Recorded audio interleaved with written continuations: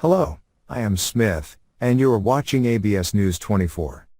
The Biden administration is set to send Russia a written response to concerns Moscow has publicly released and U.S. proposals on a path forward as soon as Wednesday, according to administration officials, but the response is unlikely to characterize the likelihood of Ukraine joining NATO in the short term or show any room for negotiation on NATO's open door policy, which is Russian President Vladimir Putin's central grievance.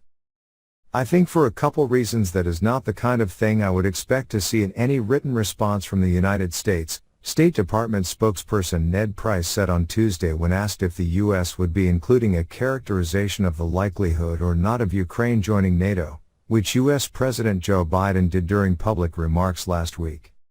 The proposal will lay out the general areas where the U.S. is willing to work with Russia, which U.S. officials have already clearly identified: arms control, greater transparency, risk reduction and the placement of missile systems.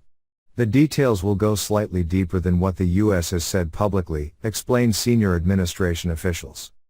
Russian Foreign Minister Sergei Lavrov said earlier Wednesday that depending on the content of this response, which he said is expected this week, Russian officials will prepare proposals for the President, Putin, regarding our next steps.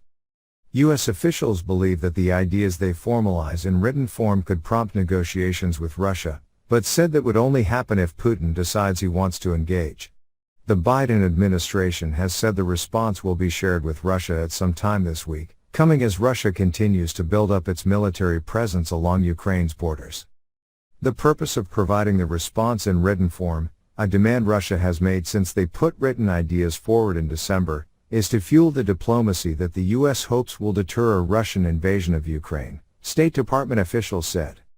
When the Russians came back and said you need to put this in writing, the understanding on our side as we thought about was okay, if this allows the ultimate decision maker in Russia to look at the ideas and decide whether to move forward, it's in our interest, our shared interest among the U.S., its European allies and partners, to proceed and really test if they're moving forward on the diplomatic track, a senior State Department official told reporters after Secretary of State Antony Blinken's meeting with Lavrov in Geneva.